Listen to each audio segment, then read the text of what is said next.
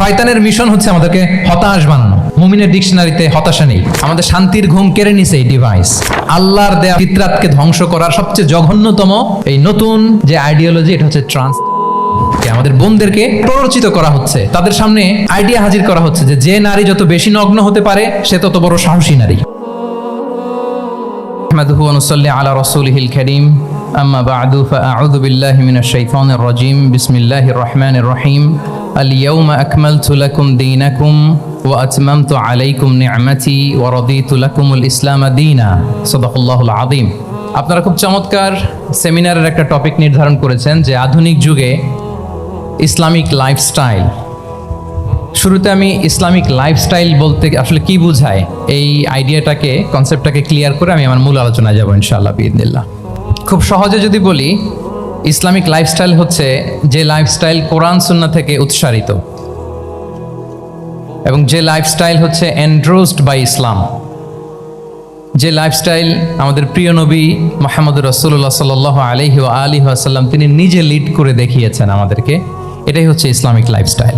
I repeat, যে lifestyle কোরআন সুন্নাহ থেকে উৎসারিত, যেই লাইফস্টাইলকে ইসলাম এন্ডোর্সড করে এবং যে লাইফস্টাইল আল্লাহ রাসূল সাল্লাল্লাহু আলাইহি ওয়া আলিহি ওয়াসাল্লাম আমাদেরকে তিনি লিড করে দেখিয়েছেন, এটা একটা কমপ্লিট প্যাকেজ, একটা হোলিস্টিক প্রজেক্ট। এখানে কাটছাট করার সুযোগ নেই, মানে পিক অ্যান্ড চুজ করার সুযোগ নেই। আমার পুরো জীবনটাকেই ইসলামে অনুশাসন দিয়ে যদি আমরা পরিচালিত করি, ইসলামের ছাঁচে যদি সাজাই, সেটা হবে ইসলামিক লাইফস্টাইল। এখানে পিক অ্যান্ড চুজের কোনো সুযোগ নাই। মানে মুসলিম হইলে পার্ট টাইম মুসলিম হওয়া যায় না, ফুল টাইম মুসলিম হইতে হয়। মানে জীবনের প্রতিটা অঙ্গনে ইসলামকে আমাদের প্র্যাকটিস করতে হবে, কারণ আমরা জানি ইসলাম মানে হচ্ছে complete submission to the order of Allah, to the wish of Allah. কোনো যদি কিন্তু তবে ছাড়া আল্লাহর আদেশের সামনে নিজেকে উজাড় করে দেওয়ার নাম হচ্ছে ইসলাম।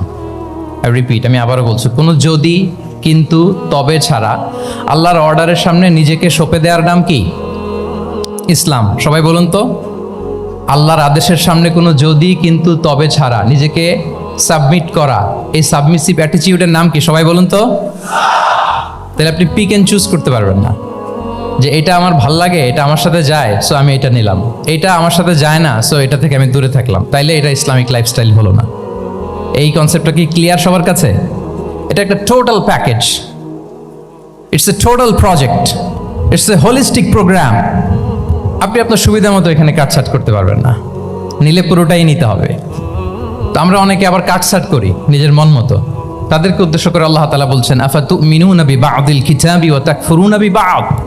তোমরা কি আল্লাহর কিতাবের কিছু অংশ মানো আর কিছু অংশ তোমরা অস্বীকার করো? এটা তোমাদের পলিসি? জেনে রেখো, ওয়ার্নিং দিচ্ছেন যে তোমাদের পলিসি যদি এইটা হয়, তাহলে এই দুনিয়াতে আছে তোমাদের জন্য লাঞ্ছনা, আর আখিরাতে তোমাদেরকে শাস্তির মুখোমুখি হতে হবে। তাহলে কাটছাট করার সুযোগ নেই।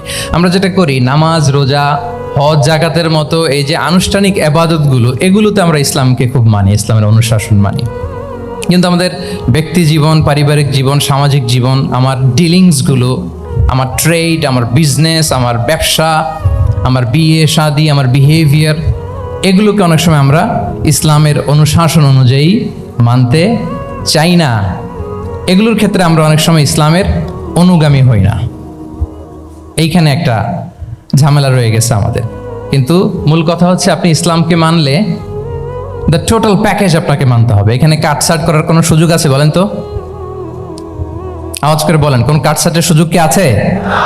না, কারণ কমপ্লিট প্যাকেজ, কমপ্লিট প্যাকেজ। জীবনের প্রতিটি অঙ্গনকে ইসলামের অনুশাসন দিয়ে সাজানো, বা জীবনের প্রতিটি অঙ্গনে ইসলামকে অনুশীলন করার নামই হচ্ছে ইসলামিক লাইফস্টাইল। মূলত ইসলামই একটা লাইফস্টাইল।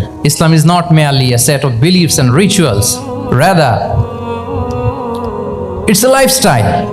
ইসলাম নিজেই একটা lifestyle that emphasizes justice, spirituality, integrity and modesty. আপনি যদি নিতে চান, আপনাকে পুরোটাই নিতে হবে, তাহলে কাটছাট করার সুযোগ নেই। এটা হচ্ছে প্রথম, the first and foremost reminder tonight, যে ইসলাম একটা টোটাল প্যাকেজ, একটা কমপ্লিট প্রোগ্রাম, একটা হোলিস্টিক প্রোগ্রাম। এখানে পিক অ্যান্ড চুজ করতে পারবো না আমরা।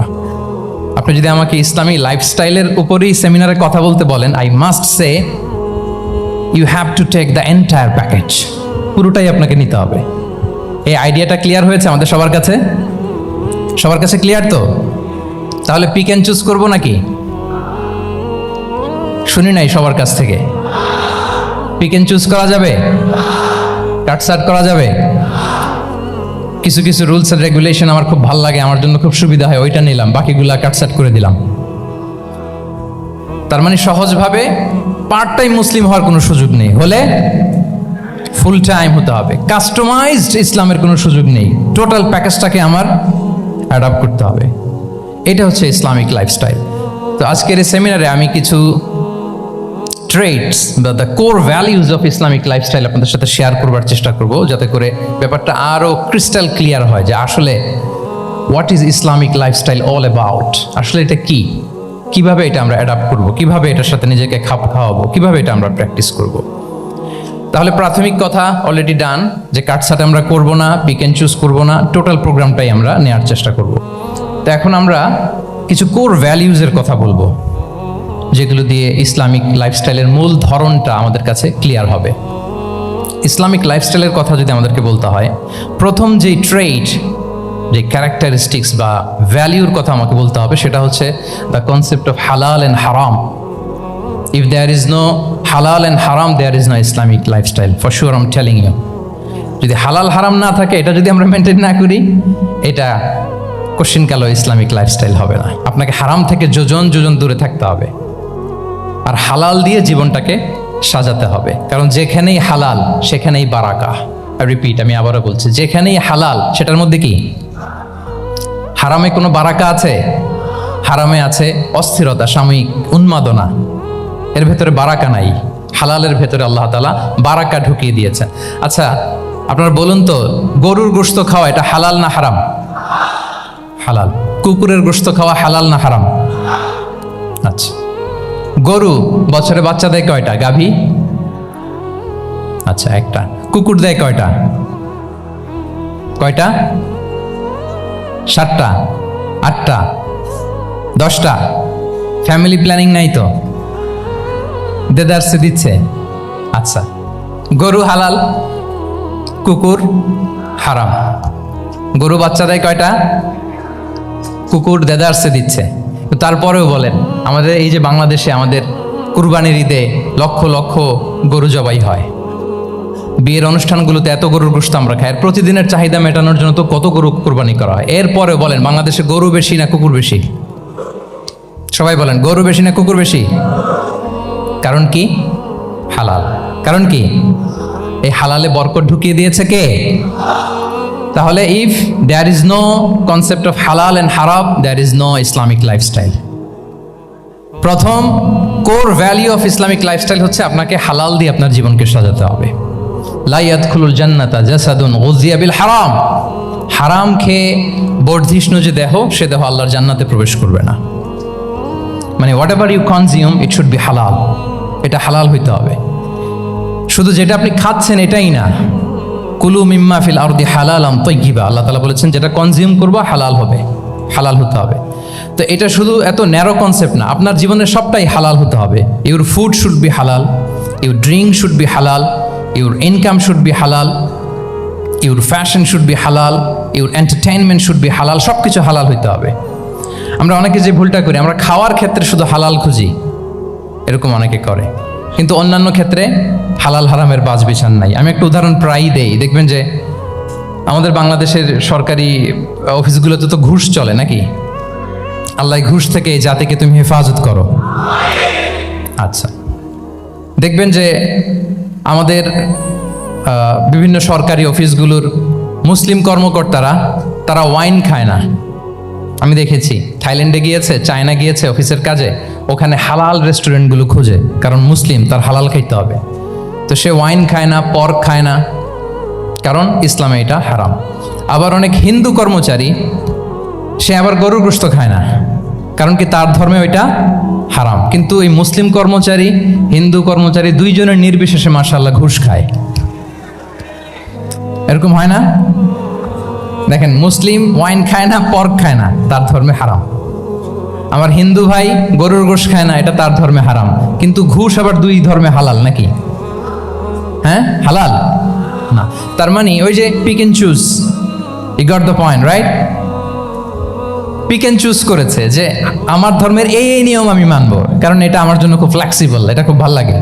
কিন্তু যেটা কঠিন হয়ে যাচ্ছে, যেটা তার বিরুদ্ধে দাঁড়াচ্ছে, ওইটা সে মানে না। তাহলে পিক অ্যান্ড চুজ করার কোনো সুযোগ, আমরা আমাদের গোটা জীবনকে হালাল দিয়ে সাজাইতে হবে। তাহলে your lifestyle will be Islamic lifestyle. এই কথাটা কি বুঝতে পেরেছেন? তাহলে ইউর ফুড শুড বি হালাল, ইউর ড্রিঙ্ক শুড বি হালাল, ইউর ফ্যাশন শুড বি হালাল, ইউর ইনকাম শুড বি হালাল, ইউর এন্টারটেনমেন্ট শুড বি হালাল, even your relationship should be হালাল। ব্যাপার কি? এটার এত আওয়াজ বেড়ে গেল।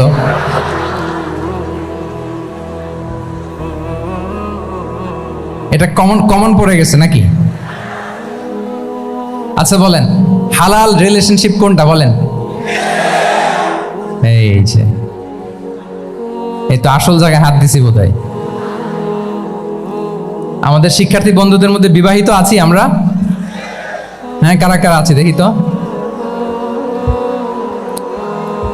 মাশাআল্লাহ, মাশাআল্লাহ, ঠিক আছে, ঠিক আছে। আমাদের বোনরা উপরে আছেন, মাশাআল্লাহ, অনেকে হাত তুলেছেন, আলহামদুলিল্লাহ। এই তো আমাদের যারা হাত তুলছেন তাদের জন্য একটা তাকবীর দেই আমরা, আল্লাহু আকবার। এই যে আপনারাই বলেছেন, আমার কোনো লিগ্যাল অপিনিয়ন দেওয়ার প্রয়োজন হচ্ছে না, যে হালাল রিলেশনশিপ হচ্ছে বিয়ে। তাহলে বিয়ের বাইরে যদি আমার কোনো রিলেশনশিপ থাকে, হালাল না হারাম? ফতোয়া দিচ্ছে কে? আমি? আপনারাই দিচ্ছেন। বলেন, বিবাহ পরবর্তী কোনো যদি এক্সট্রা ম্যারিটাল রিলেশনশিপ থাকে, এটা ইসলামে হালাল না হারাম? তাইলে pre marriage relationship, after marriage relationship, এটা শরীয়তে হারাম। তো এই হারাম যদি আমি এই হারামের সাথে যদি নিজেকে জুড়ে দেই, তাহলে আমার লাইফস্টাইল এটা ইসলামিক লাইফস্টাইল হতে পারে না। আমরা বিয়ের মতো পবিত্র বন্ধনের মধ্য দিয়ে আমরা আমাদের দাম্পত্য জীবনকে উপভোগ করব। আল্লাহ তৌফিক দান করুক। এই যে অনেকে হাত তুলে ফেলছে, মার্শাল, তার মানে সেকেন্ড ইয়ারে আছে, ফার্স্ট ইয়ারে আছে, থার্ড ইয়ারে আছে, আলহামদুলিল্লাহ, হালাল রিলেশনশিপে তারা গিয়েছে, মাশাআল্লাহ। তাহলে হালাল এন্ড হারামের ব্যাপারে যদি আমরা বলি, আমাদের পুরো জীবনের প্রতিটি অঙ্গন আমরা হালাল দিয়ে সাজাবো। কি বলেন? পারা যাবে তো ইনশাআল্লাহ? হারামের সাথে আমাদের কোনো সম্পর্ক আছে? হ্যাঁ, আমরা সবকিছু হালাল দিয়ে সাজাবো তো? হারামকে আমরা না বলে দিব না, নো। আজকের এই জহির রায়হান মিলনায়তনের এই হলরুম থেকে হারামকে আমরা লাল কার্ড দেখাই দিলাম। কি বলেন? হারামকে আমরা নো বলবো, আওয়াজ করে বলুন নো। ওকে, নো টু হারাম। তাহলে দ্য কনসেপ্ট অফ হালাল এন্ড হারাম আশা করি আমাদের কাছে ক্লিয়ার। আমরা হালাল দিয়ে নিজেদের জীবনকে সাজাবো, হারামের সাথে আমাদের কোনো সম্পর্ক নাই। তাহলে একটা ট্রেইট আমরা শেয়ার করলাম, একটা কোর ভ্যালু শেয়ার করলাম, যে আমরা যদি হালাল মেনটেন করতে পারি আমাদের জীবনে, এটা হচ্ছে one of the core values of Islamic lifestyle. 2 নম্বর হচ্ছে, ইসলামিক লাইফস্টাইলটা বেসিকলি এটা একটা প্রোডাক্টিভ লাইফস্টাইল। ইসলামিক লাইফস্টাইল আমাদেরকে প্রোডাক্টিভ হতে উদ্বুদ্ধ করে। আপনার দিন শুরু হবে অনেক সকালে, প্রোডাক্টিভিটি নিয়ে অনেক লম্বা আলোচনা করা যেতে পারে। আমি ছোট্ট একটা পয়েন্ট যদি আজকের এই হলরুমে শেয়ার করি প্রোডাক্টিভিটি নিয়ে, যে ইসলামিক লাইফস্টাইল হচ্ছে আপনি একেবারে সকাল সকাল আপনার দিন শুরু করবেন। Early to bed and early to rise makes a man healthy wealthy. সবাই তো শিখেছি এটা, যে আগে আগে ঘুমোতে যাও, আগে আগে ঘুম থেকে জাগো, তুমি ধনী হবে, তারপর তুমি প্রজ্ঞাবান হবে, তুমি সুস্বাস্থ্যের অধিকারী হবে। এটা হচ্ছে ইসলামিক লাইফস্টাইলের একটা কোর ভ্যালিউ। সকাল সকাল দিন শুরু করা, মানে সানরাইজের আগে আমার সকাল শুরু হবে। কাজী নজরুলের যে কবিতা, সূর্যি মামা জাগার আগে উঠবো আমি জেগে, পড়েছি আমরা সবাই, কিন্তু হয়তো মানা হয় না। তো এই যে সকাল সকাল ঘুম থেকে ওঠা, এটা যদি আপনার মধ্যে না থাকে, এটা ইসলামিক লাইফস্টাইল হতে পারে না। You must be a morning person. সকাল সকাল উঠতে হবে। আপনার সময় এমনভাবে মেনটেন করবেন আপনি যে সকাল সকাল ফজরের পর থেকে আপনি অ্যাক্টিভ। তার মানে you have to wake up early, you have to sleep early. একজন মর্নিং পারসন যদি না হন, এটা ইসলামিক লাইফস্টাইল হবে না। এর কারণ আল্লাহ রাসূল সাল্লাল্লাহু আলাইহি ওয়া আলিহি ওয়াসাল্লাম আমাদেরকে সকালে জেগে থাকার ব্যাপারে ইন্সপায়ার করেছেন, এবং তিনি দোয়া করেছেন এই উম্মার জন্য স্পেশালি, যে এই সময়টা এটা full of baraka, full of blessings. তিনি দোয়া করেছেন, আল্লাহুম্মা বারিক লি উম্মতি ফি বুকুরিহা, আল্লাহ এই উম্মতের বুকুরটা মানে সকালের সময়টা, লেটসে সানরাইজের পরে 3-4 ঘন্টা, এই সময়টাকে আল্লাহ আপনি বরকত দিয়ে ভরে দেন। এই সময়টাতে ঘুমানো যাবে না, এটা হচ্ছে বরকতের সময়। এবং আল্লাহ রাসূল সাল্লাল্লাহু আলাইহি সাল্লাম যদি কোনো সামরিক অভিযান প্রেরণ করতেন, এই টাইমে প্রেরণ করতেন, এই বুকুরের টাইমে। এবং সাহাবারা তাদের কোনো ট্রেড ক্যারাভান, ব্যবসায়িক কাফেলা যখন সেন্ড করতেন, এই টাইমটাতে সেন্ড করতেন, কারণ এই টাইমটাতে বারাকা। তো এখন নিজের সাথে মিলিয়ে নেন যে এই টাইমটাতে আমরা কি করি। আমি জানি না আপনাদের কি অভ্যাস। আমি এসে তো শুনলাম যে জাহাঙ্গীরনগর বিশ্ববিদ্যালয়ে নাকি যতজন শিক্ষার্থী ততজনের জন্য এখানে আবাসনের ব্যবস্থা আছে। বাংলাদেশের কোনো ইউনিভার্সিটিতে নাকি এটা নেই। আলহামদুলিল্লাহ, অসাধারণ প্রিভিলেজ, এখানে অনেক সুন্দর সুযোগ। তো এখন বলেন আপনাদের সকালের রুটিন কি, বলেন। ঘুমিয়ে থাকেন না জেগে থাকেন? হ্যাঁ, আচ্ছা, ফজরের পরে আমরা ঘুমাই কারা কারা দেখি? সর্বনাশ। আচ্ছা ঠিক আছে, হাত নামান। আচ্ছা, ফজরের পরে আমরা একটু এক্সারসাইজ করি, পড়াশোনা করতে বসি কারা কারা? মাশাআল্লাহ, আছে কিছু, ঠিক আছে, হাত নামান। এবার 2 বারের 1 বারও যারা হাত তোলেননি তারা হাত তোলেন। আপনারা কি করেন? এইটা হ্যাঁ, ডিভাইস। তো সম্মানিত সুধী মণ্ডলী, আল্লাহুম্মা বারিক লি উম্মতি ফি বুকুরিহা। আপনারা আমাকে এনেছেন ইসলামিক লাইফস্টাইল নিয়ে বলতে, তো আমাকে বলতেই হবে ফজরের পরে ঘুমানো চলবে। প্রথমে আমরা হারামকে না বলে দিলাম, এবার আমরা না করে দিব কোনটাকে? হ্যাঁ, ফজরের পরে আজকে থেকে কোনো ঘুম চলবে। আমি এখানে জবরদস্তি করব না, শুধু আপনাদের সামনে আমি প্রেজেন্ট করছি। যদি সেমিনারের যে টপিক নিয়ে আপনারা শুনতে এসেছেন, এটা যদি আপনি অ্যাডাপ্ট করতে চান, অনুশীলন করতে চান, হ্যাঁ, ফজরের পরে আজকে থেকে কোনো ঘুম চলবে। এই সময়টাতে অনেক বারাকা আছে। তো কি করতে হবে? এটার জন্য আগে আগে ঘুমোতে হবে। কি বলেন? অনেকে ফজরের এই বরকতময় সময়টা তারা ঘুমাতে ঘুমাতে মিস করে। এর কারণ দেরিতে ঘুমোতে যাওয়া। আগে আগে ঘুমানোর অভ্যাস করতে হবে, কিন্তু আগে তো ঘুম আসে না, তাই না? এই যে ডিভাইস আমাদেরকে ঘুমাতে দেয় না, আমাদের শান্তির ঘুম কেড়ে নিছে এই ডিভাইস। এই ডিভাইস অ্যাডিকশন, স্ক্রিন আসক্তি, এই স্ক্রিন আসক্তি আমাদের শান্তির ঘুমকে কি করেছে? কেড়ে নিয়েছে। আল্লাহ তাআলা রাতকে বানিয়েছেন ঘুমের জন্য। ওয়াজআলনা লাইলা লিবাসা। লিবাস মানে আবরণ। আমি রাতকে বানিয়েছি পোশাকের মতো আবরণ করে, যে আবরণ রাত্রিবেলা নিঝুম নিস্তব্ধ অন্ধকার দিয়ে ছেয়ে দেয়, ফলে মেলাটিন নামে একটা হরমোন নিঃসরিত হয়, আমাদের ঘুম ঘুম ভাব আসে। ঘুমের জন্য আল্লাহ তৈরি করেছেন রাতকে।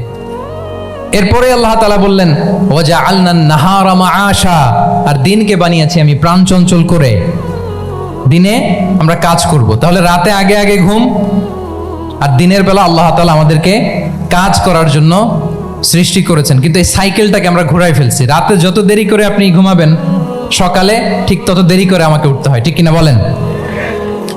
তাহলে ফজরের পর বকুর পিরিয়ড অফ টাইমটাকে কাজে লাগাতে হলে রাতে আমাদেরকে আগে ঘুমাতে যেতে হবে।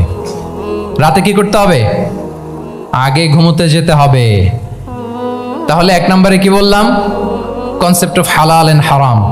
2 নম্বরে বললাম প্রোডাক্টিভিটি। ইসলামিক লাইফস্টাইল হচ্ছে একটা প্রোডাক্টিভ লাইফস্টাইল। এটা মেনটেন করতে হলে প্রোডাক্টিভিটির অনেক কথা। একটা কথা হচ্ছে সকাল সকাল আপনার দিন শুরু করুন। কি পাওয়া যাবে তো ইনশাআল্লাহ? সবাই একসাথে পড়ে ইনশাআল্লাহ। এই যে আমাদের দেরি করে রাতে ঘুম আসে, স্ক্রিন আসক্তি, এই ডিভাইস আমাদের আরামের ঘুম কেড়ে নিছে কেন জানেন? এর কারণ হচ্ছে আল্লাহর দেয়া যে ফিতরাত, এই ফিতরাতকে আমরা উল্টে দিয়েছি। ফিতরাত শব্দটার সাথে আপনাদের পরিচয় আছে? হ্যাঁ, the innate characteristics of a human being.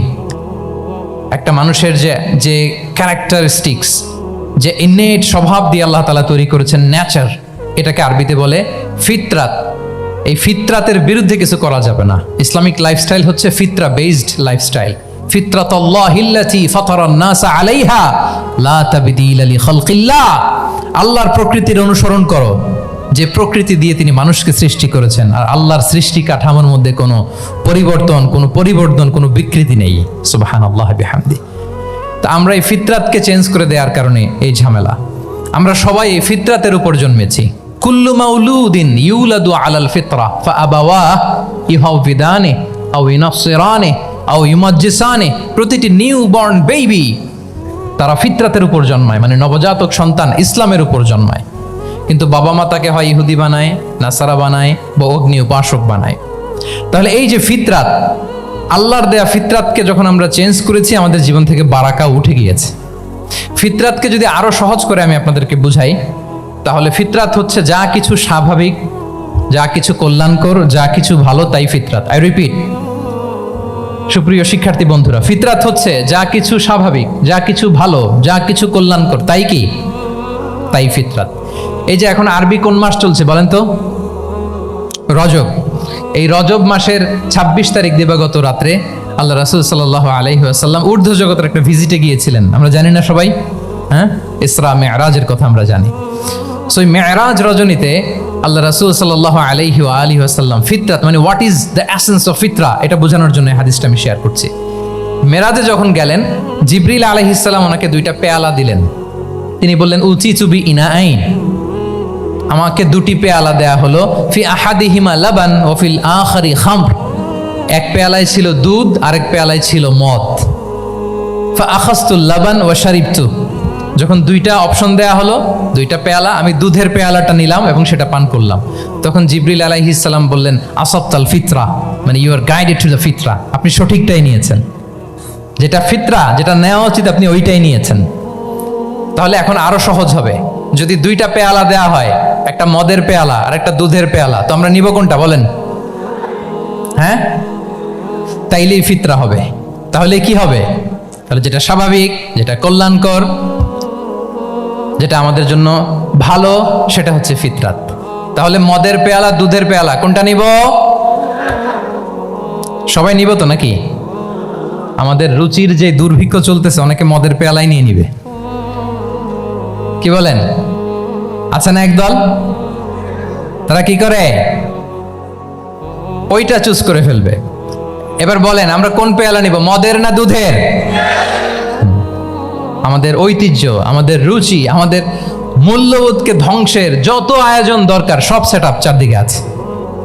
আল্লাহর ফিতরাতকে ধ্বংস করে দেওয়ার শয়তানি সব আয়োজন আমাদের চারিদিকে। বাট আপনাকে রাইট থিংটা চুজ করতে হবে।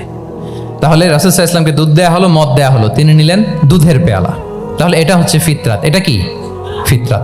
এভাবে সব কিছু চেঞ্জ করে দেয়া হয়েছে, সব কিছু, আমাদের লাইফস্টাইল চেঞ্জ করে দেয়া হয়েছে, আমাদের ফুড হ্যাবিট চেঞ্জ করে দেওয়া হয়েছে, আমাদের খাদ্যাভ্যাসের মধ্যে পরিবর্তন। দেখবেন যে এখন আমরা যা খাই, আগে কিন্তু এটা খাইতাম না।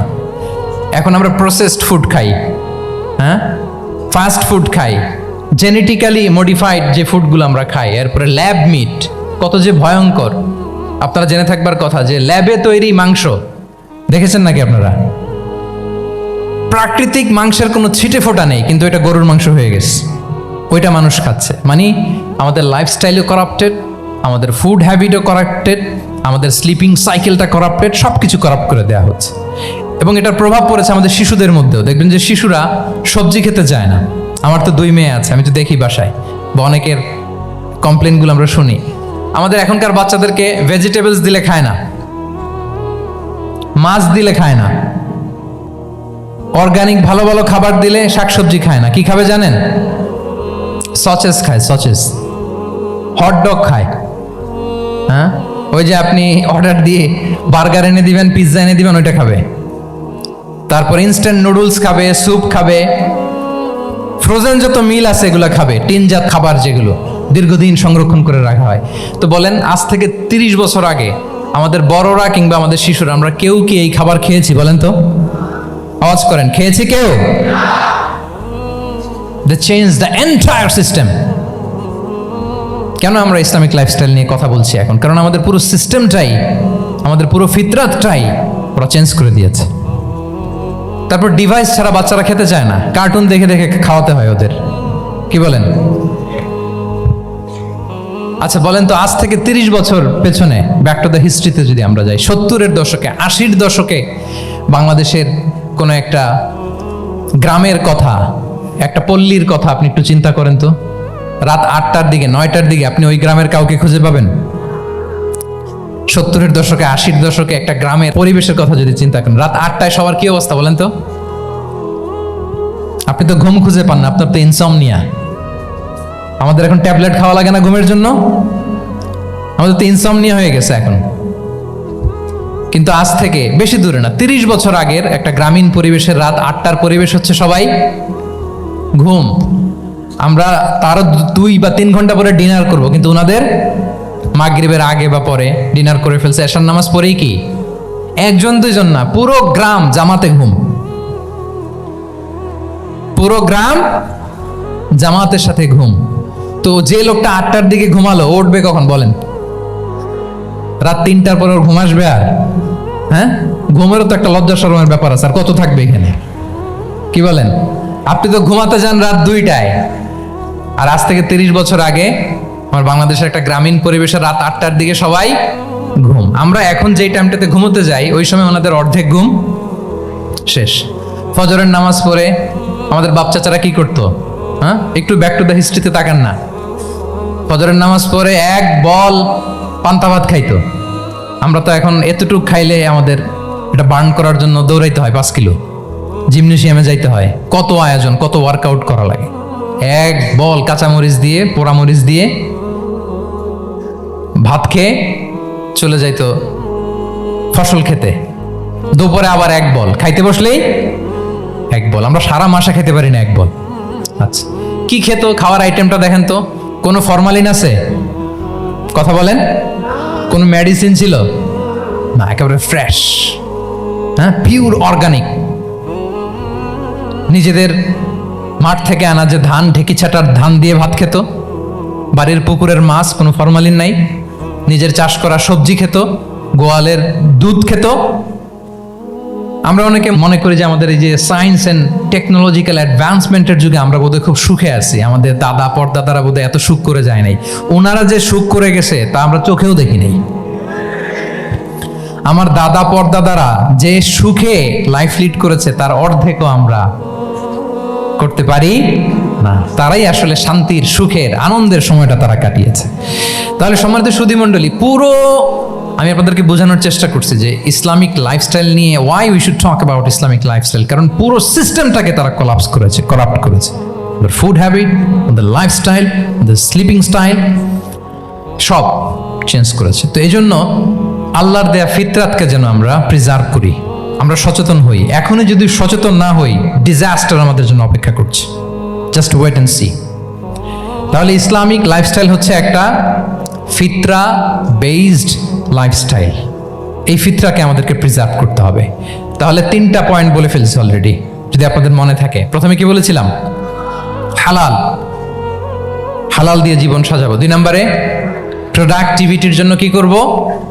রাতে দেরি করে ঘুমাবো। তাহলে আগে আগে ঘুমাবো, ফলে আগে আগে ঘুম থেকে জেগে কাজ শুরু করব। 3 নম্বরে ফিতরা, মানে আল্লাহর দেয়া প্রাকৃতিক যে নিয়ম, মানে আলোর সাথে সাথে আমার জীবন শুরু, আলো নাই আমিও ঘুমায় পড়বো। কি বলেন? আপনি উন্নত দেশে তো তাই হয়।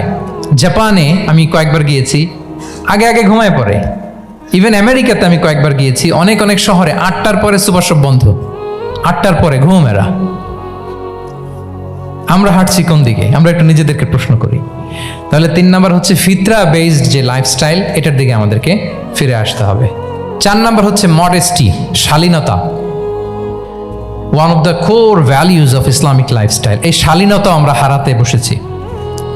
মডেস্টি বললে অনেকে শুধু কাপড় চোপড় নিয়ে চিন্তা করে যে ছোট কাপড়, বড় কাপড়। Modesty is not about only clothing, but also your behaviour, your dealing, your overall character. শুধু আপনি মডেস্টি, শালীনতা বললে কাপড় চোপড় নিয়ে চিন্তা করবেন না।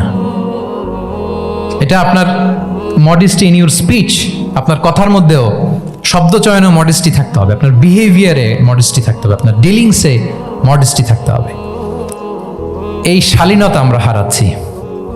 তার বিপরীতে আমাদের সমাজে অশ্লীলতার প্রসার হচ্ছে, লাজুকতা হারিয়ে যাচ্ছে। লাজুকতা, লজ্জা শরম থাকা, এটা যে কত বড় নেয়ামা। যেই জাতি একবার এটা হারিয়ে ফেলে, আর কোনো কিছু দিয়ে, জোড়াতালি দিয়ে এটা তারা রিভাইভ করতে পারে না। এই যে ওয়েস্ট তো এখন যা যা আমাদেরকে শিখাইছে, যেটাকে আমরা স্ট্যান্ডার্ড মনে করি, আবার তারা ফিরতেছে। এই যে ডিভাইসের কথা বলছি না, আপনি অস্ট্রেলিয়ার খোঁজ খবর নেন, যারা খোঁজ নিয়েছেন তারা জানেন। আন্ডার 16 কোনো বাচ্চা সোশ্যাল মিডিয়া ইউজ করতে পারে না অস্ট্রেলিয়াতে। 1 মাস অ্যাপ্লাই করে, কান্ট্রি ওয়াইড অ্যাপ্লাই করে দেখায় ফেলছে।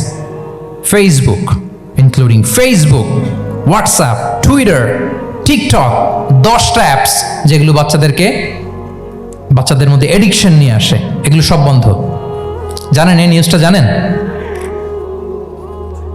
মানে ফিরতেছে, উল্টা ফিরতেছে। এই যে শালীনতার কথা আমরা বলি, এটা হারাচ্ছে। রাসূল সাল্লাল্লাহু আলাইহি ওয়াসাল্লাম বলেন, যার শালীনতা নাই, ইযা লাম তাস্তাহি ফাসনা মা শি'তা, যখন তোমার লজ্জা শরম থাকবে না, যা মনে চায় তাই করো। শিশু মোহাম্মদ চলে গেল সেই বনু সাআদে।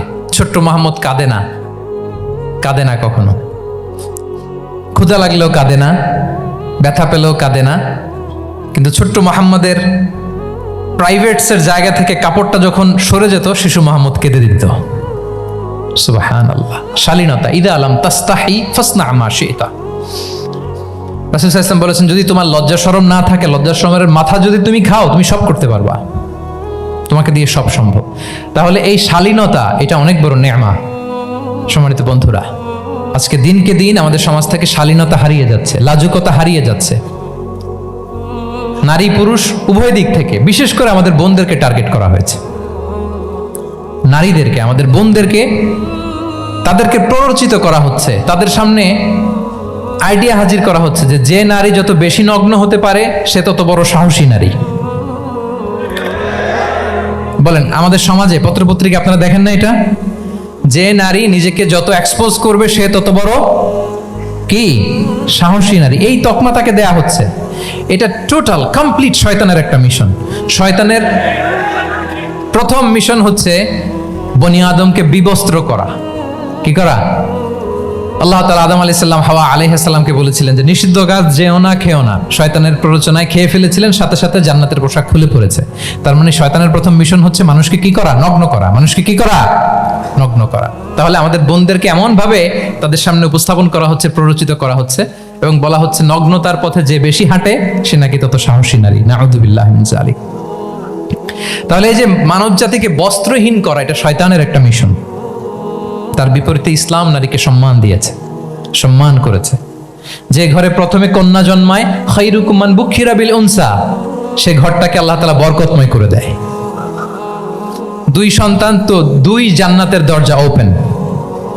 2 কন্যা সন্তান, 3 কন্যা সন্তান তো 3টা জান্নাতের দরজা ওপেন। সুবহানাল্লাহ। স্ত্রী হয়ে যখন ঘরে যাবে, যে ব্যক্তি তার স্ত্রীর কাছে সেরা, পরিবারের কাছে সেরা, সে সবার কাছে সেরা, সে আল্লাহর কাছে সেরা। সুবহানাল্লাহ। এবং কোন মা যদি সন্তান জন্ম দিতে যে মারা যায়, কিয়ামতের দিন আল্লাহ তাআলা ওই মাকে শহীদদের কাতারে দাঁড় করাবেন। আর যদি সেফলি সন্তান ভূমিষ্ঠ হয়, আল্লাহ বলে মায়ের পায়ের নিচে ওই সন্তানের বেহেশত। সুবহানাল্লাহ। কিভাবে নারীর স্টেটাস, মর্যাদাকে ইসলাম বাড়িয়েছে। এবং এই যে ইসলাম যে নারীকে যে ভিআইপি হিসেবে কনসিডার করে, হ্যাঁ, ইসলামের দেয়া নারীর ড্রেস কোড নিয়ে আমাদের অনেকের কত কথা, কত ক্রিটিক। এটা কেন করে? কারণ Islam consider women as a queen. ইসলাম তো নারীকে রানী হিসেবে কনসিডার করে। কি হিসেবে বলেন? আচ্ছা বলেন, যে কুইন হবে, যে রানী হবে, তার একটা স্পেশাল ড্রেস কোড থাকবে না? তার একটা স্পেশাল প্রোটোকল থাকবে না? রানীর সাথে কি যা মনে চায় তা করা যায়, দেখা করা যায়, তার কাছে যাওয়া যায়? আল্লাহু আকবার। কারণ ইসলাম চায় নারীদের জন্য পৃথিবীটা নিরাপদ হোক। ইসলাম চায় নিজ গৃহে বা কর্মক্ষেত্রে নারীরা নিরাপদ থাক। ইসলামের যত ভ্যালিউজ আছে, যত রুলস এন্ড রেগুলেশন আছে, এটা আমাদের ভালোর জন্য, মানব জাতির কল্যাণের জন্য। তাহলে এই অশ্লীলতা থেকে আমাদের যোজন যোজন দূরে থাকতে হবে। If you talk about Islamic lifestyle, আমাদেরকে শালীনতা, মডেস্টি ফিরিয়ে আনতে হবে। You have to maintain modesty. আমি যদি আরো ডিপে যাই, দেখেন এই যে প্রত্যেকের হাতে এক একটা করে পর্ন হাব হয়ে গেছে। এখন হয়েছে না? পর্নোগ্রাফির সয়লাভ, বিকৃত যৌনাচারের সয়লাভ। এখন নতুন নামে, নতুন মোড়কে এলজিবি আমাদের সমাজে নানা মোড়কে আমাদের সামনে উপস্থাপন করা হচ্ছে। শুনেছেন না এগুলো? আপনারা নাম শুনেছেন? এই যে ট্রান্স নাম শুনছেন না? নিজের দেহ কাটাকাটি করে দিব্যি পুরুষ, 4 সন্তানের বাবা, এখন হঠাৎ করে বলে যে আমি মনে মনে নারী, তো সোসাইটি যেন আমাকে নারী স্বীকৃতি দেয়। বায়োলজিক্যালি দিব্যি নারী, 3 সন্তানের মা, এখন বলে যে এখন আমি মনে মনে ভাবতেছি পুরুষ, তো আমাকে পুরুষ হিসেবে তুমি কনসিডার করো। আল্লাহর দেয়া ফিতরাত, এই যে বলছি উল্টায় ফেলতেছে, এই ফিতরাতকে ধ্বংস করার সবচেয়ে জঘন্যতম এই নতুন যেটা বাজারজাত করা হচ্ছে যে আইডিওলজি, এটা হচ্ছে ট্রান্স অধিকারের মোড়কে। তাও আসতেছে কিভাবে, কিসের মোড়কে বলেন তো? রাইটসের কথা বলে, যেটা একটা রাইটস। এজন্য সম্মানিত সুধীমণ্ডলী, শালীনতার কোনো বিকল্প নেই। If you want to take care of yourself, if you want to take care of your family, your society, you have to maintain modesty. কোনো বিকল্প নেই, সাবধান হইতে হবে আমাদেরকে। তাহলে 4 নম্বরে কি? শালীনতা, মডেস্টি। শালীনতা হচ্ছে ইসলামিক লাইফস্টাইলের ভূষণ। এখন পরিকল্পিতভাবে এই শালীনতার কবর রচনা করা হচ্ছে আমাদের সমাজে। আপনারা কি রাগ করতেছেন? কথা ক্লিয়ারলি বুঝতে পারতেছেন? আমি যদি রয়ে সয়ে কথা বলি তো বুঝতে পারবেন আপনারা? ক্লিয়ারলি মেসেজগুলো আমি আপনাদের সামনে পৌঁছে দিচ্ছি। তাহলে কয়টা গেল? 4টা। হালাল, প্রোডাক্টিভিটি, প্রিজার্ভিং ফিতরা এন্ড ফাইনালি মডেস্টি, 4টা কাবার। 5 নম্বরে হচ্ছে ইসলামিক লাইফস্টাইল যদি আমরা মেনটেন করি, we must have to be optimistic, hopeful, আশাবাদী হইতে হবে। মুমিনের ডিকশনারিতে হতাশা নেই, আমরা হতাশ হই না, আমরা নিরাশ হই না, আমরা ভরসা রাখি এক মহান সত্তার উপর। আওয়াজ করে বলুন, তিনি কে? শয়তানের মিশন হচ্ছে আমাদেরকে হতাশ বানানো। আমি স্টেজে ওঠার আগে সম্মানিত স্যার বলতেছিলেন যে আপনি একটু আশাবাদী করবেন আমাদের নারী শিক্ষার্থীদের ব্যাপারে, আমাদের ছেলে শিক্ষার্থীদের ব্যাপারে। কয়েকটা ইস্যু স্যার বললেন যে কিছু ফ্রাস্ট্রেশন তাদের মধ্যে কাজ করে। আজকে আপনাদের ডিকশনারি থেকে ফ্রাস্ট্রেশনকে একেবারে অমিট করে দিয়ে যাব। বলেন, বিশ্বাসীদের ডিকশনারিতে হতাশা বলে কোনো শব্দ আছে? ফ্রাস্ট্রেশন আছে? কারণ শয়তানের মিশন হচ্ছে আমাদেরকে হতাশ বানানো। কি বানানো? শয়তান আমাদেরকে আশাবাদী করতে চায় না, সে চায় আমরা যেন হতাশ হই। আমি ভুল করেছি, পাপ করেছি, অন্যায় করেছি, তো শয়তান সেই পাপের সাগরে আমাকে হাবুডুবু খাওয়াতে চায়, বলে আর অনেক ভুল হয়ে গেছে, অনেক দূর তুই চলে এসেছিস, আর আল্লাহ তোকে ক্ষমা করবে না, থাক এখানেই থাক, করতে থাক। এরকম শয়তান টেম্পটেশন দেয়, প্রভোকেশন করে। কিন্তু শয়তান জানে না যে আল্লাহর রহমতের দরিয়া কত বড়। শয়তানের মিশন হচ্ছে আমাদেরকে হতাশ বানানো, আর আল্লাহর বাণী আমাদের হৃদয়ে আশা জাগায়, আশাবাদী করে তোলে। আল্লাহর এই কিতাবের, কোরআনের প্রতিটি আয়াতে পরতে পরতে পাবেন আপনি মোটিভেশন, ইন্সপিরেশন। আল্লাহু আকবার। লা তাহজান ইন্নাল্লাহা মা'ানা। মনকে তুমি বুঝিয়ে বলো আল্লাহ আছেন আমার সাথে। জাহাঙ্গীরনগর বিশ্ববিদ্যালয়ের আমার সুপ্রিয় শিক্ষার্থী বন্ধুরা, এই বাক্যটি নিজের জীবনের জন্য, নিজের জীবনের সাথে সেট করে নেন। মনকে তুমি বুঝিয়ে বলো আল্লাহ আছেন আমার সাথে। বিপদে আপদে, আমাদের লাইফে আপস এন্ড ডাউনস থাকে, সব মুহূর্তে আমরা এই কথাটা খেয়াল করব যে কেউ যদি আমাকে হেল্প করার জন্য নাও থাকে, এক মহান সত্তা আছে, তিনি কে?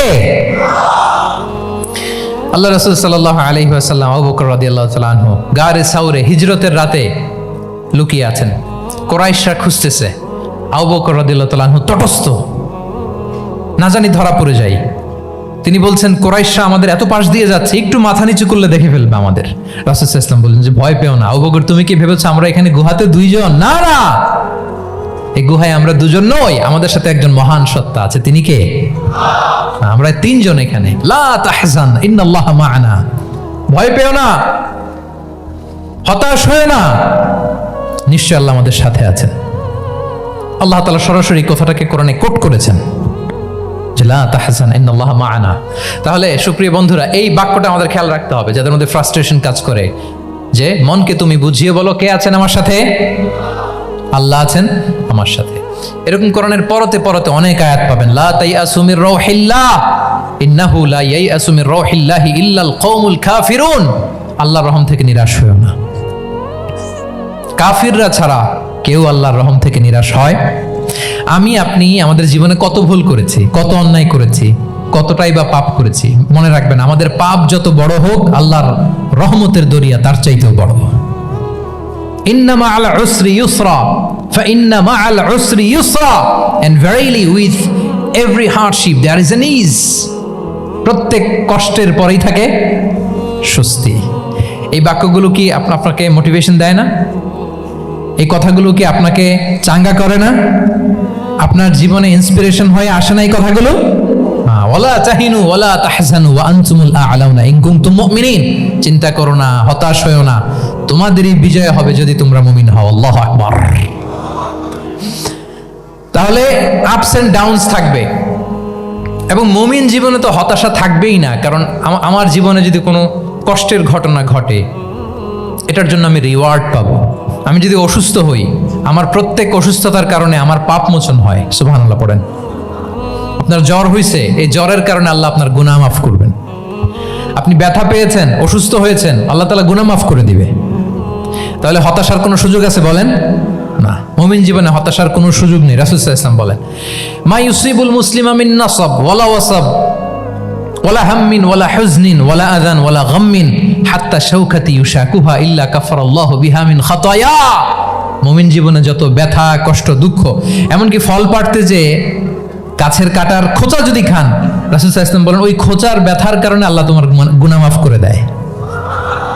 কেউ অসুস্থ হয়ে রাসূল সাল্লাল্লাহু আলাইহি ওয়াসাল্লামের কাছে আসলে রাসূল সাল্লাল্লাহু আলাইহি ওয়াসাল্লাম কি বলতেন জানেন? কেউ জানেন? লা বাস আলাইক তুহুরুন ইনশাআল্লাহ। তিনি বলতেন, আরে don't worry about it, it will cleanse up your scenes. ভয় পেও না, আরে এই অসুস্থতা, এটার কারণে আল্লাহ তোমার গুনাহ মাফ করে দিবে। সুবহানাল্লাহ। তাহলে অসুস্থ ব্যক্তি আর উজ্জীবিত হতো না? রাসূল সাল্লাল্লাহু আলাইহি ওয়াসাল্লাম অসুস্থ ব্যক্তিকে দেখলেই মাথায় হাত বুলিয়ে দিতেন, দোয়া করতেন, আল্লাহুম্মা রাব্বান নাস আযহিবিল বাস ইশফি আনতা শাফি, দোয়া করে দিতেন। আর বলতেন, আরে ভয় পেও না, এই অসুস্থতা তোমার গুনাহ মাফ করে দিচ্ছে। তাহলে অসুস্থতার মধ্যেও তারা উজ্জীবিত হতো। আমরা মানুষকে আশাবাদী করব, ভয় দেখাবো না। অসুস্থ মানুষকে ভিজিট করতে গেলে আপনারা কি করেন? ভয় দেখান নাকি? না, আশাবাদী করবেন, বলবেন যে আরে কি অসুস্থতা, আপনার দেখে অনেক সুস্থ লাগতেছে, বলতে পারবেন না? কিন্তু আমরা কি করি? কেউ অসুস্থ হইলে ওই অসুস্থতায় সবচেয়ে কষ্ট পেয়ে যে মারা গেছে তার হিস্ট্রি বলা শুরু করি। এরকম করে না অনেকে? ধরেন যে একজন ক্যান্সারের পেশেন্টকে দেখতে গেছেন, এইবার যে আপনার কোন খালা ক্যান্সারে কিভাবে ধুকে ধুকে মরছিল, ওই হিস্ট্রি আপনি বয়ান দিতে শুরু করছেন। বেচারা বাঁচবে? যাক একটু সুস্থ ছিল, ওইটাও তো অসুস্থ বানিয়ে দিচ্ছেন। কি বলেন? তাহলে ইসলাম আমাদেরকে আশাবাদী করে। প্রিয় ভাই এবং বোনেরা, কি করে? আশাবাদী করে। আমরা যদি আমাদের কোনো প্রিয়জনকে হারাই, আমরা আশাবাদী হয়েই হারাই, কারণ তাকে আমি চিরকালের জন্য হারাচ্ছি না। আপনি আপনার আব্বাকে হারাচ্ছেন, তো কি হয়েছে? বাপ হারায় তো কাঁদবে নাস্তিক। কি বলেন? নাস্তিকদের তো মরার পরে নাকি আর কিছু নাই। হ্যাঁ, দেখবেন আপনাদের সামনে সামনে অনেক কিছু বলে যে কিছু নাই, যা দেখি না, বিশ্বাস করি না। একা একা যখন মৃত্যুর পরে কি হবে চিন্তা করে ওর দম বন্ধ হয়ে আসে। ইসলাম মানুষকে আশাবাদী করে। দেখেন আমরা কত দূর দেখি, কত দূর ভাবি। আমার দাদা মারা গেছে, এটা আমার কোনো টেনশনেরই কারণ না, কারণ আমি সবসময় ভাবি আমার দাদাকে আমি ওপারে যেয়ে পাবো, আমার আব্বাকে আমি হারিয়েছি তো ওপারে পাবো, আমার বন্ধুকে আমি হারিয়েছি, কাছের বন্ধুটা যে আমার জন্য খুব ইন্সপিরেশন ছিল, সাময়িক বিচ্ছেদ এটা আমাদের জন্য, কারণ আমরা ওই জগতে বিশ্বাস করি। আল্লাহু আকবার। তাহলে হতাশা আমাদের ডিকশনারিতে আজকে থেকে রাখা যাবে। ইসলামিক লাইফস্টাইল যদি মেনটেন করতে চান, you have to be optimistic. Clear কথাটা? আচ্ছা, এরপরে গ্রেটফুলনেস, 6 নাম্বার গ্রেটফুলনেস। আপনাকে কৃতজ্ঞ হইতে হবে, শুকরগুজার হইতে হবে। আমরা অনেকে কমপ্লেইন করি খুব বেশি, না এটা ভুল। সম্মানিত সুধী মণ্ডলী, be grateful with what you have. যা আছে এটা নিয়ে শুকরগুজার হন, আপনার জীবনটাকে আল্লাহ সুন্দর করবে। তাহলে কমপ্লেইন করবো না, আমরা শুকরগুজার হব। রাসূল সাল্লাল্লাহু আলাইহি ওয়াসাল্লাম বলেছেন, তোমার যে খারাপ অবস্থানে আছে তার দিকে তাকাও, যে ভালো আছে তার দিকে তাকিও না।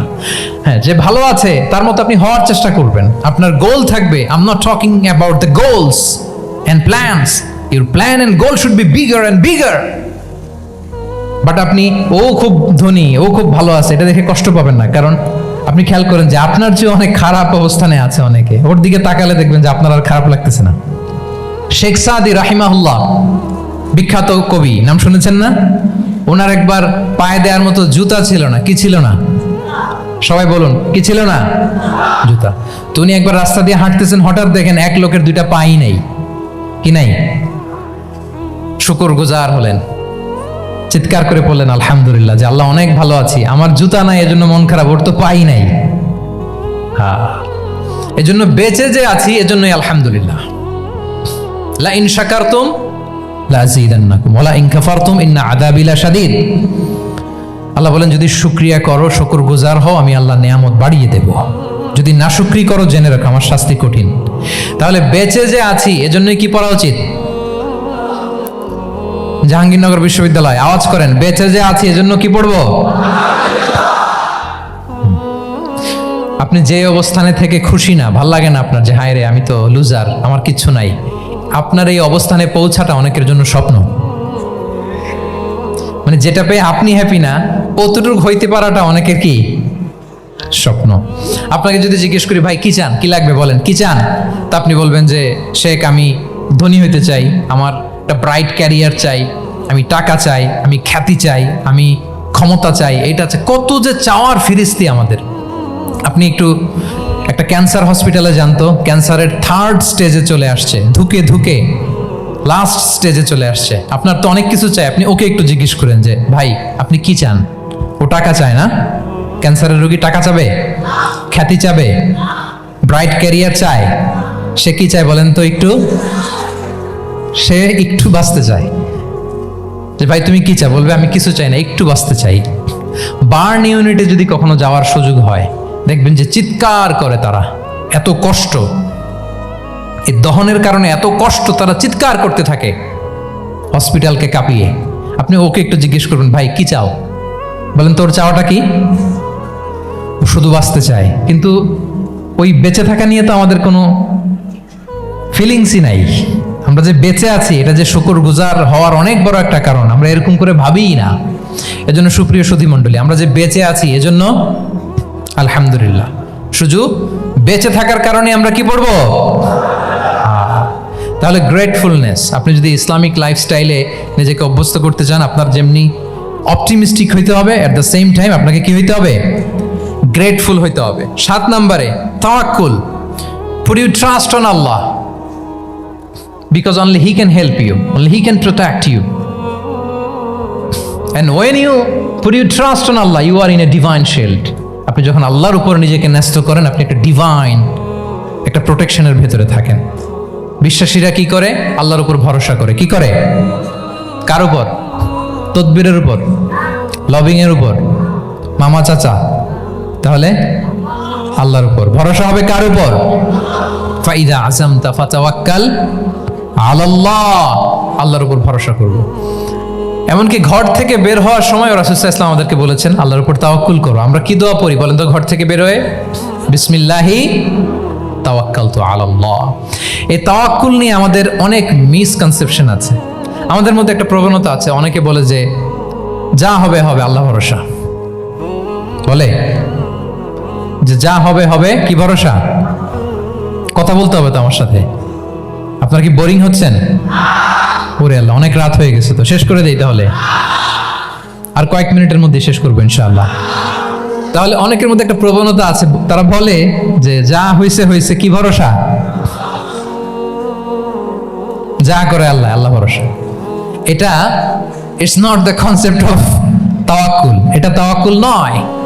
ইসলামে তাওয়াক্কুল is always at the second step. The first step is your effort. প্রথমে আপনি চেষ্টা করবেন, এরপরে আপনি আল্লাহর উপর তাওয়াক্কুল করুন। কিছু না করে যদি বলেন আমি আল্লাহ ভরসা, এটা আল্লাহ ভরসা হয়েছে? এটা আপনার মন গড়া একটা কথা হয়েছে, কিন্তু এটা তাওয়াক্কুল হয়? আমাদের অনেকে অলসতা, অকর্মণ্যতা, অপারগতা, হীনমন্যতা এগুলোর তাওয়াক্কুল বানায় ফেলাইছে। হাত গুটায় বসে থাকবে, কাজ করবে না, অলস, আর বলে কি আল্লাহ ভরসা। রিজিকের মালিক আল্লাহ, কিছু করবে না আর বলে আল্লাহ ভরসা। প্রিয় ভাইরা, রাসূল সাল্লাল্লাহু আলাইহি ওয়াসাল্লাম তিনি অলসতা, অকর্মণ্যতা, হীনমন্যতা, কাপুরুষতা, ভীরুতা এগুলো থেকে আল্লাহর কাছে পানাহ চেয়েছেন। নিজের সাধ্যের সবটুকুন তিনি করেছেন, তারপরে আল্লাহ ভরসা করেছেন। এবং পাখিকে ইসলামে তাওয়াক্কুলের মডেল বানানো হয়েছে। রাসূল সাল্লাল্লাহু আলাইহি ওয়াসাল্লাম বলেন লাউ আন্নাকুম তাতাওয়াক্কালুনা আলাল্লাহি হাক্কা তাওয়াক্কুলিহি লা রাযাকাকুম কামা ইয়ারযুকুত তুয়ুর তাগদু খিমাসান ওয়া তারুহু বিতানান। মানে তোমরা যদি পাখির মতো তাওয়াক্কুল করো, তাহলে পাখিকে আল্লাহ যেমন রিজিক দেয় তোমাদেরকেও রিজিক দিবে। পাখি কি করে বলেন তো? প্রতিদিন সকালবেলায় ওর ঘরের ভিতরে বসে বলে যে আল্লাহ ভরসা। বলে? বরঞ্চ কি করে সে? সকাল সকাল কিচির মিচির রবে দিক দিগন্ত মাতিয়ে সে বের হয়ে যায়, সারাদিন ঘুরতে থাকে। তাহলে খালি পেটে সকালবেলায় পাখিগুলো বের হয়ে যায়, আকাশে বাতাসে ছুটে বেড়ায়, আর বিকেল বেলায় ওদর পূর্তি করে প্রতিটা পাখিকে তার নিড়ে ফিরিয়ে দেয় কে? আপনারা তো বোঝা অনেক সহজ। আপনাদের জাহাঙ্গীরনগর এটা তো নাকি পাখিদের অভয়ারণ্য শুনলাম আমি, কখনো আসা হয়নি আমার, দিনের বেলা আসা দরকার ছিল, তাহলে আপনাদের ক্যাম্পাস বিউটি আমি দেখতে পেতাম। তো পাখি কিন্তু বসে থাকে না, সকালে কি করে? খালি পেটে পাখিগুলো বেরিয়ে যায়, ওরা ওদের রোল প্লে করে, চেষ্টা করে, এরপরে বিকেলবেলা ওদর পূর্তি করে তাদেরকে নিড়ে ফিরিয়ে দেয় কে? তাহলে পাখিকে তাওয়াক্কুলের মডেল বানানো হয়েছে। আপনি হাত গুটিয়ে বসে থেকে বললেন আল্লাহ ভরসা, এটা হয়েছে না। আপনি আপনার সর্বোচ্চটুকুন চেষ্টা করবেন, সব করার পরে এরপরে আপনি বলবেন আল্লাহ ভরসা। তাহলে তাওয়াক্কুল হলো প্রথমে যে কোনো জিনিস অ্যাচিভ করার জন্য পরিকল্পনা করা, তারপর সে পরিকল্পনা বাস্তবায়নের উপায় বের করা, তারপর বিভিন্ন উপায় উপকরণের সাহায্য নিয়ে সেটা অ্যাচিভ করার জন্য প্রাণান্তকর প্রচেষ্টা চালিয়ে যাওয়া, অবশেষে ফলাফলের জন্য কার উপর নির্ভর করা। দিস ইজ কল্ড তাওয়াক্কুল। এখন আমি কিছুই করলাম না, বললাম যে যা করে আল্লাহ, তাওয়াক্কুল হয়েছে তো না? আমাদের সমাজে দুইটা ধারণা, কেউ কেউ বলে আরে আমি তো সব করব, তাওয়াক্কুলের দরকার কি? Absolutely wrong. আবার অনেকে মনে করে আল্লাহই সব করে দিবে, এটাও absolutely wrong. The concept of Islam is in between this two extreme lines. এই দুইটার মাঝখানে হচ্ছে তাওয়াক্কুল। তাহলে তাওয়াক্কুলের মেকানিজম হচ্ছে আমার সাধ্যের সবটুকুন আমি করব, তারপরে আল্লাহ সাহায্য আসবে, সেজন্য আমি তাওয়াক্কুল করব। আপনারা মুসা আলাইহিস সালামের ঘটনা জানেন, উনি যখন বনি ইসরাইলকে নিয়ে লোহিত সাগরের সামনে আসলেন, ফেরাউন তার সৈন্য নিয়ে ধাওয়া করলো, আল্লাহ তাআলা সাথে সাথে কি রাস্তা বানাই দিলেন নাকি? সাগরের মাঝখানে না, আল্লাহ বললেন আনিদ্রিব বিআসাকাল বাহর, লাঠি দিয়ে একটা বাড়ি মারো সাগরে। মুসা আলাইহিস সালাম বাড়ি না মারলে তো আল্লাহ রাস্তা বানাতে পারতেন না, না পারতেন না? পারতেন, কিন্তু এটা তাওয়াক্কুলের মেকানিজম নয়। ওনাকে বলেছেন বাড়ি মারো, উনি লাঠি দিয়ে বাড়ি মারলেন, বিশাল রাস্তা হয়ে গেল। মারিয়াম আলাইহিস সালাম যখন ঈসা আলাইহিস সালামকে ডেলিভারি করলেন, ক্লান্ত শ্রান্ত ক্ষুধার্ত, কি খাবেন? আল্লাহ তাআলা বললেন ওয়াহুজ্জি ইলাইকি বিজিযইন নাখলাতি তুসাকিত আলাইকি রুতাবান জানিয়া, মানে মারিয়াম একটু কষ্ট করে উঁচু হয়ে পাশে একটা খেজুর গাছ আছে, ওটা ডাল ধরে টান দাও, টসটসে পাকা খেজুর পড়বে নিচে, ওটা খাও। উনি টান না দিলে আল্লাহ এমনি অটোমেটিক্যালি পাঠাতে পারতেন না খেজুর? আল্লাহ পাঠাননি। তাহলে এই পৃথিবীর সিস্টেম হচ্ছে আপনাকে কষ্ট করতে হবে, আপনার রোলটা আপনাকে প্লে করতে হবে। ইসলামে তাওয়াক্কুল is always at the second step, the first step is your effort. আপনাকে চেষ্টা করতে হবে, তারপরে আপনি তাওয়াক্কুল করবেন, তাহলে এটা প্রপার তাওয়াক্কুল হবে। তাহলে এখন থেকে হাত গুটিয়ে বসে থেকে আল্লাহ ভরসা বলবেন? আমরা এটা ভুল করে ফেলি। রাসূল সাল্লাল্লাহু আলাইহি ওয়াসাল্লাম, ওনার কাছে আল্লাহর সাহায্য আসতো, জিবরিল আলাইহিস সালামও আসতো, তারপরেও কখনো তিনি নিজের ভাগ্য আল্লাহর হাতে ছেড়ে দিতেন না। আমাদের মতো যা করে আল্লাহ ভরসা বলে কখনো নিজের ভাগ্য আল্লাহর হাতে ছেড়ে দিতেন, বরং নিজের সাধ্যের সবটুকুন দিয়ে তিনি চেষ্টা করতেন, তারপর তিনি ভরসা করতেন কার উপর? আপনি হিজরতের ঘটনাটা দেখেন। আল্লাহ যেদিন বললেন যে আজ রাতেই তুমি আর আবু বকর হিজরত করো, রাসূল সাল্লাল্লাহু আলাইহি ওয়াসাল্লাম ওই দিন দুপুরবেলা আবু বকর রাদিয়াল্লাহু তাআলা আনহুর ঘরে গেলেন। তিনি কখনো দুপুরবেলা বেরোন না, তিনি কখনো মাস্ক পরে বেরোতেন না। সেদিন তিনি মাস্ক পরে বেরোলেন, খারাজা মুতাকান্নিয়ান, মুখ ঢেকে বেরোলেন। আবু বকর রাদিয়াল্লাহু তাআলা আনহুর ঘরে যেয়ে বলেন, আবু বকর আখরিজ মান ফিল বাইত, ঘরে যারা আছে বের করে দাও, প্রাইভেট আলাপ আছে।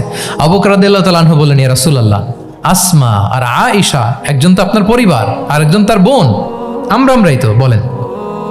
রাসূল সাল্লাল্লাহু আলাইহি ওয়াসাল্লাম আশ্বস্ত হলেন, বললেন যে আজ রাতেই আমরা হিজরত করব, আজ রাতেই।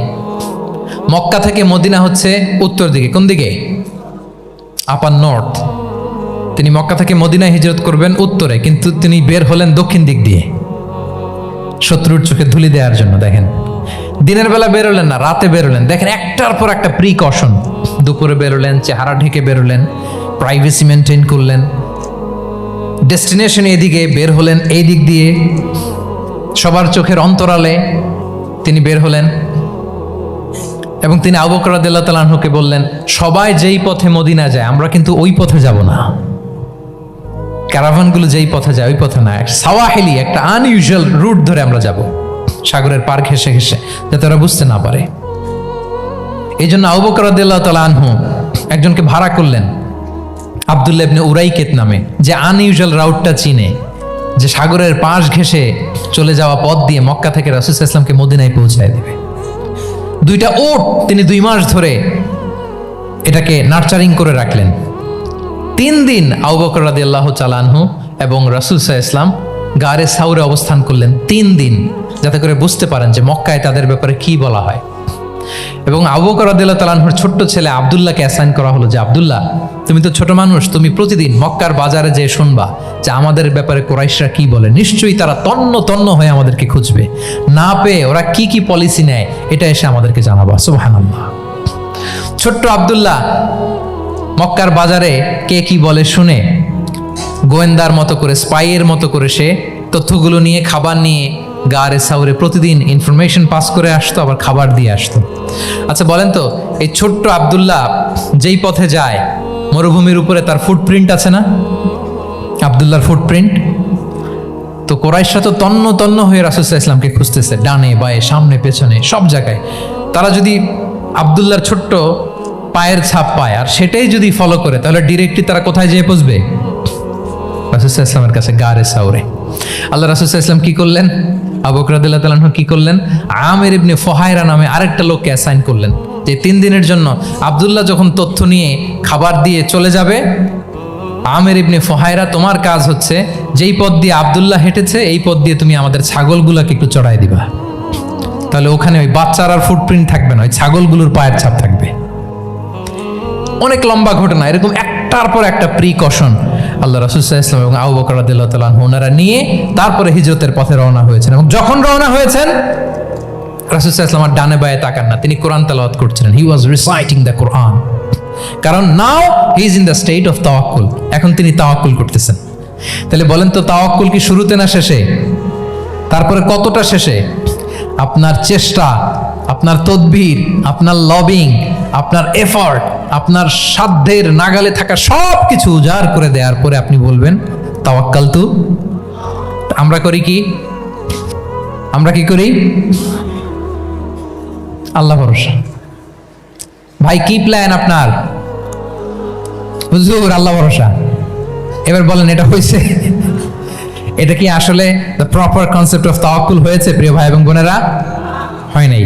কারণ তাওয়াক্কুল is always at the second step. The first step is your effort. আপনি আপনার সাধ্যের সবটুকু করবেন, তারপর কি করবেন? ক্লিয়ার? সব শেষ। কথা হচ্ছে, আপনি যদি ইসলামিক লাইফস্টাইল মেনটেন করতে চান, আপনাকে উম্মাহ সেন্ট্রিক অ্যাটিটিউডের অধিকারী হইতে হবে। উম্মাহ সেন্ট্রিক। আমাদের মুসলিম উম্মাহ একটা দুঃখী উম্মাহ, নেতৃত্বহীন উম্মাহ, বলিষ্ঠ নেতৃত্বের অভাবে এদিক থেকে লাথি মারলে আমরা এদিকে যাই, এদিক থেকে মারলে এদিকে যাই। শুধু একটা স্ট্রং লিডারশিপের অভাব, ঠিক কিনা বলেন? এই যে আমাদের রোহিঙ্গা ভাইয়েরা 1 মিলিয়ন আসছে, 10 লাখ, এখন বোধহয় 2 মিলিয়ন প্লাস হয়ে গেছে বা 3 মিলিয়ন হয়ে গেছে। আমি গত মাসে গিয়েছিলাম রোহিঙ্গা ক্যাম্পে দেখার জন্য তাদের কি অবস্থা। এমন মানবতার জীবনযাপন তারা করতেছে। ধর্মে তারা কোন ধর্মের বলেন তো? আমাদের ভাই, আমাদের বোনেরা, তাদের কোনো সলিউশন নাই। কাশ্মীরের ভাই বোনদের কি অবস্থা দেখেন তো। আর গাজার অবস্থা নাই বা বললাম, পাখির মতো গুলি করে মারা হয়েছে, মসজিদ ধ্বংস করা হয়েছে, এমনকি খ্রিস্টানদের গির্জা ধ্বংস করা হয়েছে। একটা লিডারশিপের, একটা স্ট্রং লিডারশিপের অভাবে আজকে আমাদের এই অবস্থা। এজন্য আপনি যদি ইসলামিক লাইফস্টাইলের কথা বলেন, অফকোর্স আপনাকে উম্মাহ সেন্ট্রিক মেন্টালিটির হতে হবে। এই দুঃখী উম্মাকে নিয়ে আপনার প্রজেক্ট থাকতে হবে। আমরা আমাদের নিজেদের শক্তি, সম্ভাবনা, ঐতিহ্য এগুলো একেবারে ভুলতে বসেছি। আমরা যে যোদ্ধা ছিলাম, আমরা যে বিজয়ী ছিলাম, আমরা বেমালুম ভুলেই গিয়েছি। জ্ঞান বিজ্ঞানে একসময় আমরা লিড দিয়েছি, ঠিক কিনা বলেন? আমাদের জাবির ইবনে হাইয়ান ছিল, আমাদের আল বিরুনি ছিল, আমাদের আল ইদ্রিসি ছিল, আমাদের আল ফারাবি ছিল। এই নলেজ এখন ওয়েস্টে ট্রান্সফার হয়েছে, সেই নলেজ আবার ট্রান্সফার হয়ে আমাদের করতলগত একদিন হবে ইনশাআল্লাহ। তো এই প্রজেক্ট তো আমাদের নাই। একদিন যে আমাদের হাতে আসবে, হুজুর আল্লাহ ভরসা নাকি? শুধু আল্লাহ ভরসা বলে বসে থাকলে হবে? সেলফ সেন্টার্ড হওয়া যাবে না, উম্মাহ সেন্ট্রিক আমাদেরকে হইতে হবে। উম্মার জন্য আপনার হৃদয়ে একটা দরদ থাকতে হবে, অন্যের জন্য কাজ করার একটা মেন্টালিটি আমাদের গ্রো করতে হবে। যারা অন্যের জন্য করে তারা জানে যে এটাতে কি সুখ, কি মজা। আপনি অন্যকে দান করে দেখেন, একটা সুখানুভূতি আপনার মধ্যে কাজ করবে। এবং রাসূল সাল্লাল্লাহু আলাইহি ওয়াসাল্লাম বলেন, আল্লাহু ফি আউনিল আবদি মা দামাল আবদু ফি আউনি আখিহি। আল্লাহ তাআলা ততক্ষণ পর্যন্ত বান্দার সাহায্যে থাকে, ওই বান্দার, যতক্ষণ পর্যন্ত এই বান্দা তার ভাইয়ের সাহায্যে থাকে। এজন্য আমাদের প্রতিটি কাজে, পদক্ষেপে আমাদের নির্যাতিত ভাইয়েরা যেন তারা আমাদের চিন্তায় থাকে, তারা যেন আমাদের দোয়ায় থাকে, আমাদের সহযোগিতায় থাকে, এবং উম্মার জাগরণে যেন নিবেদিত হয় আমাদের সকল এফোর্ট, সকল প্রজেক্ট, সকল প্রচেষ্টা। কি পারা যাবে কিনা বলেন? উম্মার জন্য এরকম স্যাক্রিফাইসিং মেন্টালিটি আমাদের থাকার দরকার আছে না নাই বলেন? তাহলে উম্মা সেন্ট্রিক মেন্টালিটি আমাদের করতে হবে সম্মানিত সুধী মণ্ডলী। তাহলে ইসলামিক লাইফস্টাইল নিয়ে যদি আমরা কথা বলি, আমাদের উম্মা সেন্ট্রিক হওয়ার কোনো বিকল্প নাই। আমি যদি পুরো আলোচনার সামারি করি তাহলে বলতে হবে, শুরুতে আমি যেটা বলেছিলাম যে এখানে পিক অ্যান্ড চুজ করে ইসলামিক লাইফস্টাইল অ্যাডাপ্ট করার আমাদের কোনো সুযোগ মনে আছে? যে কথা দিয়ে শুরু করেছিলাম, পিক অ্যান্ড চুজ করা যাবে মন মতো না, পুরোটাই মানতে হবে। এবং 8টা মোস্ট লাইকলি 8টা core values of Islamic lifestyle আমি আপনাদের সাথে শেয়ার করেছি। একটু যদি রিকল করি, 1 নম্বরে কি বলেছিলাম বলেন তো? হালাল, হালাল মেনটেন করতে হবে, হারামের সাথে আমাদের কোনো সম্পর্ক। 2 নম্বরে প্রোডাক্টিভিটি। 3 নম্বরে ফিতরা বেসড লাইফস্টাইল হতে হবে। 4 নম্বরে মডেস্টি। 5 নম্বরে হতাশ হওয়া যাবে না, মন কি তুমি বুঝিয়ে বলো আল্লাহ আছেন আমার সাথে, অপটিমিজম। তারপরে আল্লাহর উপর ভরসা করা, গ্রেটফুলনেস। 7 নম্বরে কোনো কিছু না করে, হ্যাঁ, সব কিছু করার পরে, মাশাআল্লাহ, অ্যাবসলিউটলি রাইট আনসার। সব কিছু আমার সাধ্যের সবটুকুন করার পরে কি করব? কার উপর তাওয়াক্কুল করব? এবং আমরা উম্মাহ সেন্ট্রিক চিন্তা লালন করব, উম্মাহ কেন্দ্রিক। পারা যাবে তো? এই কোর ভ্যালিউজগুলো যদি আপনি মেনটেন করেন, this would be the Islamic lifestyle. সম্মানিত সুধী,